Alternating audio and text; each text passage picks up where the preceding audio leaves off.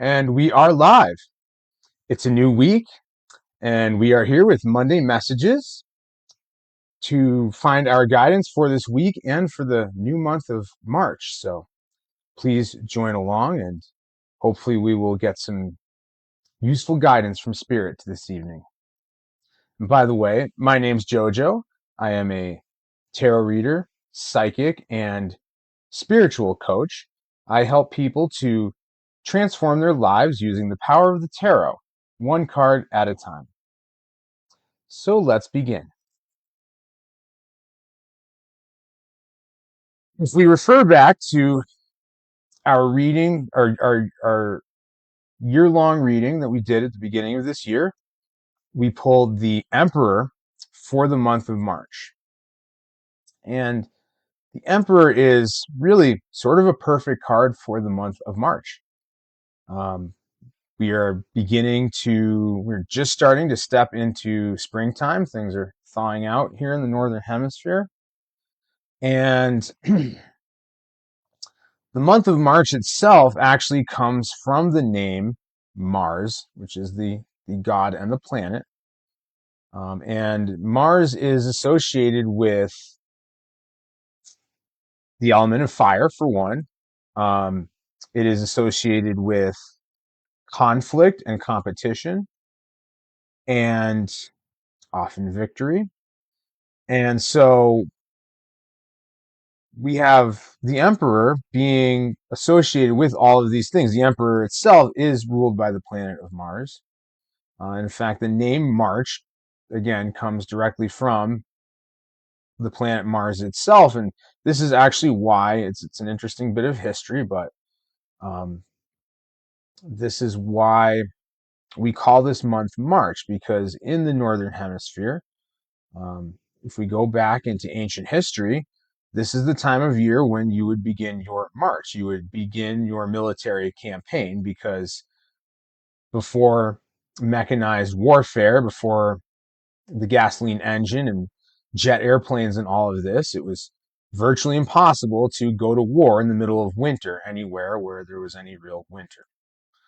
So we've literally named the first month of spring essentially March, and the idea of marching your army it's all derived from that same ancient Latin root.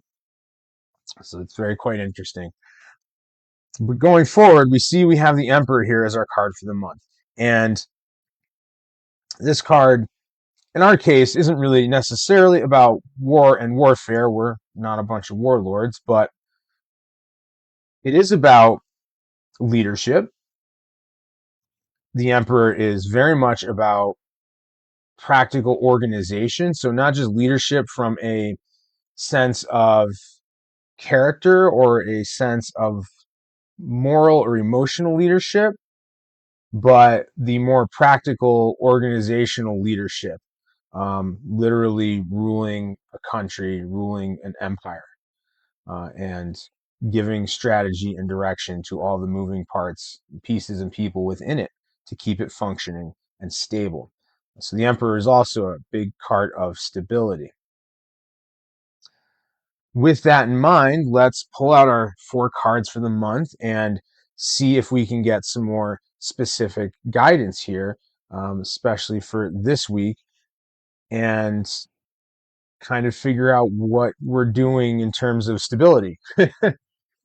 We had last month's card, and the theme running through it was the Queen of Swords. And so I think this is a really interesting juxtaposition in February, being the month of Valentine's Day and love and all these things. We had this very divine feminine energy coming through in the cards and in our readings, in our guidance from Spirit, from the universe.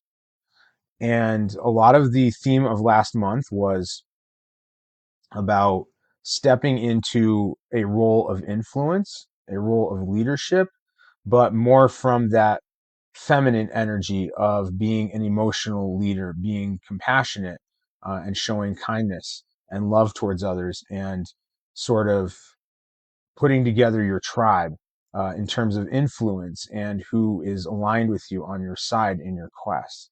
And so now we sort of flip to the other side of that coin, the more masculine energy of actually giving form to this power that we've sort of gathered in a sense, and organizing that into some real action, the beginnings of this year's manifestations, the things that we want to achieve, our goals for this year.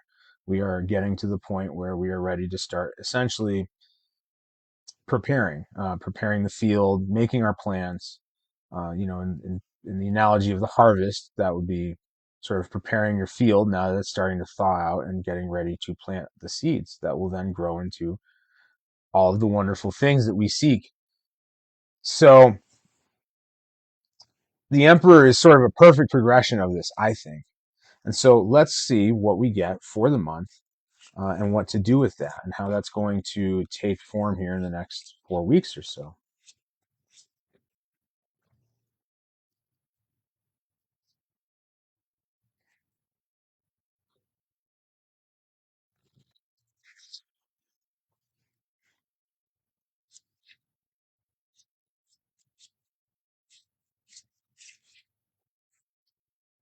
Hmm. Let's see.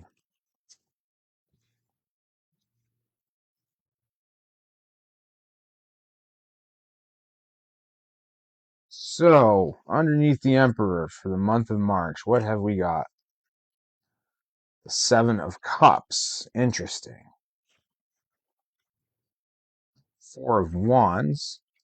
The Queen of Swords has made her appearance again. Very interesting. And the Sun. Ooh, well, that's a fun card.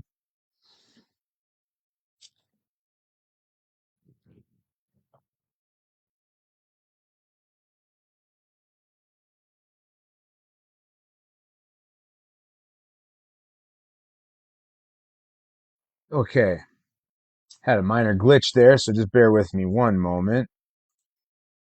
I don't know that we lost the stream, but it can be difficult to tell. Let's see.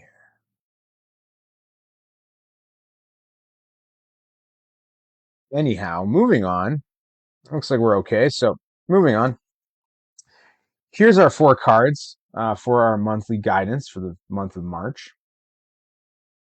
We have some very interesting themes here. Very curious to see the Queen of Swords come back to us here.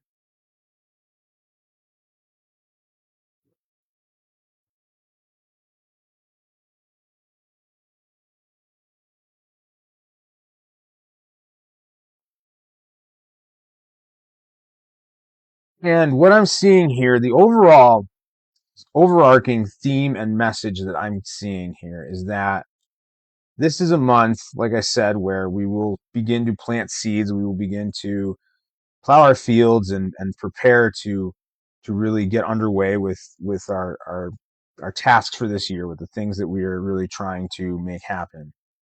And as we do that, and as we begin to organize and plan,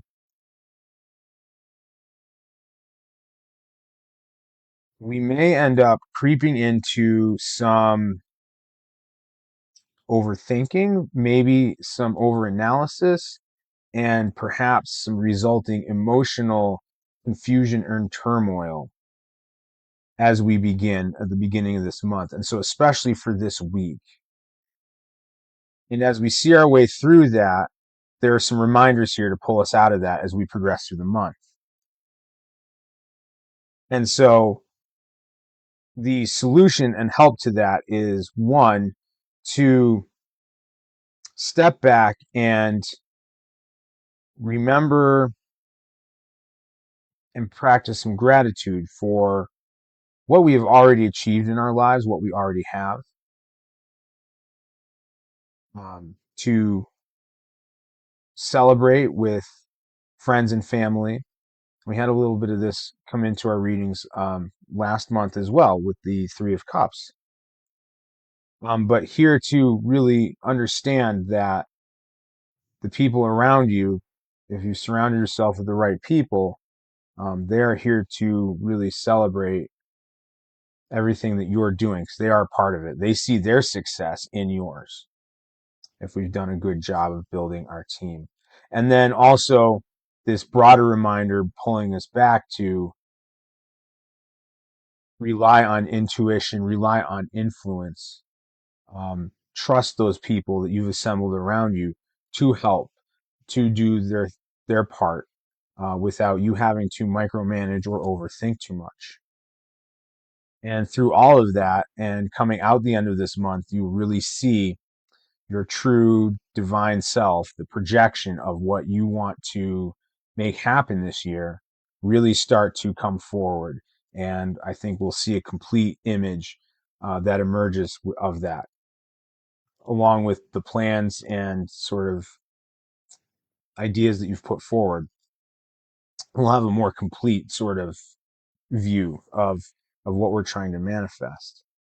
And so for this week, especially, this is our card for this week. So the Seven of Cups here really speaks to the beginning of this bit of sort of confusion and turmoil. And that's a very key thing that I think I struggle with. I certainly know that I struggle with, and so many of us do, in that we have the spark of inspiration, we have this grand idea, a desire. We get in touch with intuition and something comes to us. I need to write a book. I need to find my, my life partner. I need to create something new or find a new career or bring more wealth and prosperity into my life or whatever it is. And we have this grand, beautiful idea that comes through inspiration. And then we get about the business of trying to make it happen. And very quickly, the logical mind steps in. We start making all these plans and start trying to figure out every little piece of it before we've even truly crafted this notion of what it is. And often we just have an idea of the practical sense of what this thing is that we want to make happen, but we never go farther along in really imagining it, and not just imagining that thing occurring, like imagining, oh, a new job and what would I do with that? What would I do with the extra free time from that job or the extra money and abundance that I'm bringing in from that position? But we don't go the full mile in terms of truly imagining it. And so we don't really take the time to truly put ourselves in the feeling of it, to really feel what that would be like, to really visualize it and see it from a state of it having already happened, not imagining the day that you get the job offer or accept it, but how will you feel, act, think, see, what will you smell, taste, and touch when you are living this better life because of the things that we're trying to create and manifest. So to bring that back around, what happens is we skip all of that part often. We go right from I want this thing or I have an idea to here are all the practical steps I have to take. And in trying, often for many of us, especially for myself, we get stuck in planning and we never get out of that phase. And so the Seven of Cups here really speaks to all of that.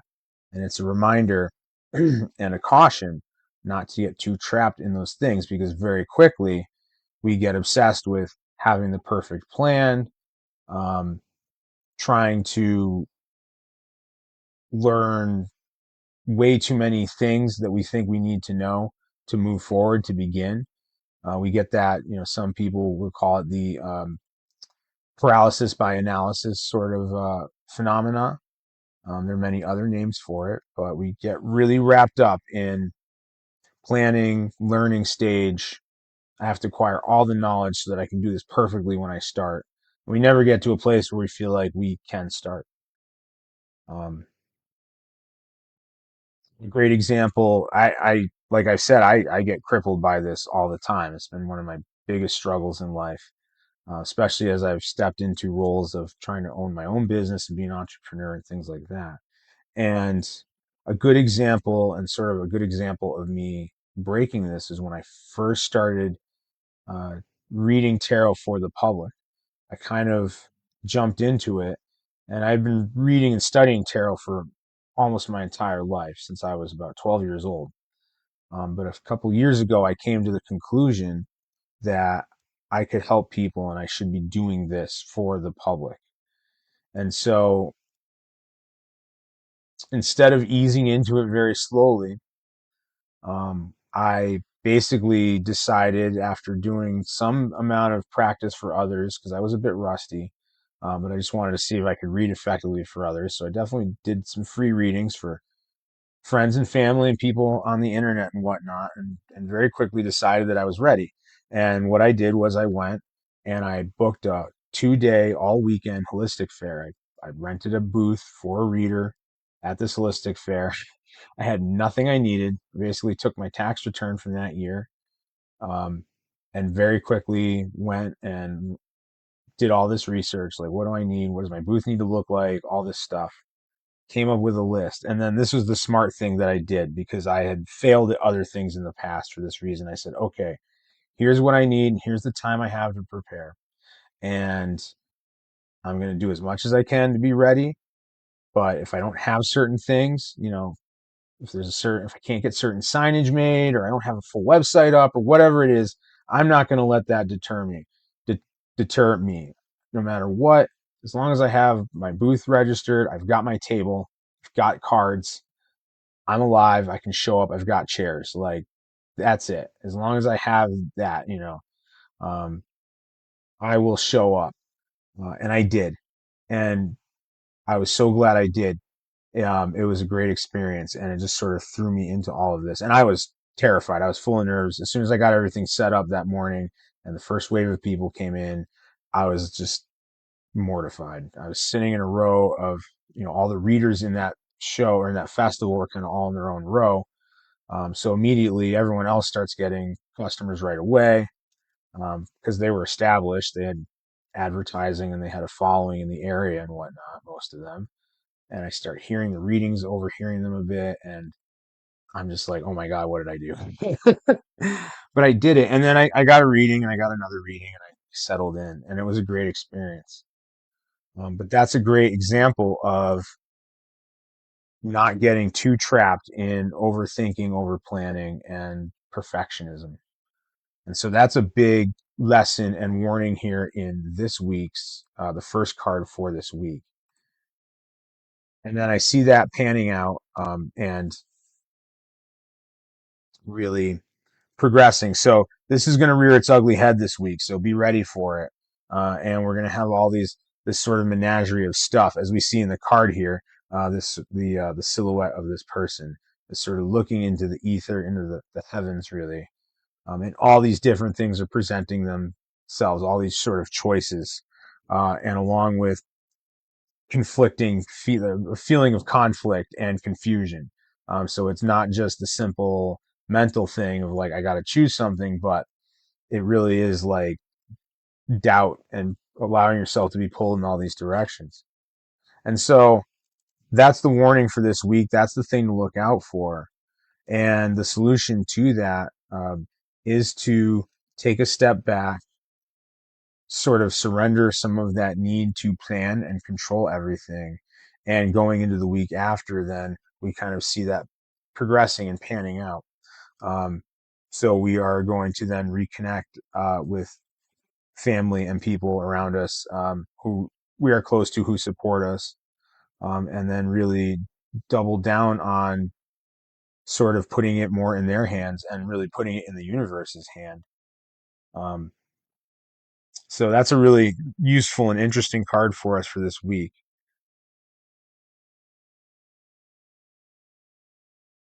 You don't see much else here, beyond that, but we will take that, step further each week. So then in the next 3 weeks, we will go into these other three cards more in depth. But just be prepared for that. And I think that's some really helpful guidance here. So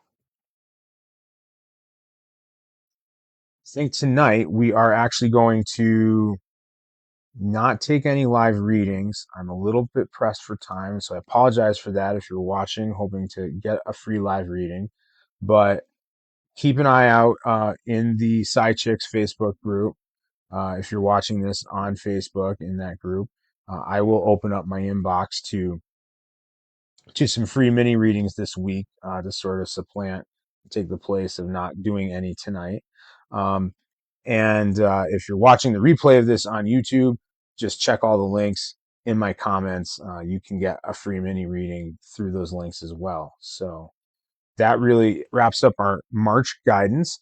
And please join me next Monday evening at 7 p.m. live or Tuesday morning on YouTube with the replay of this for our guidance for next week. And thank you so much for watching.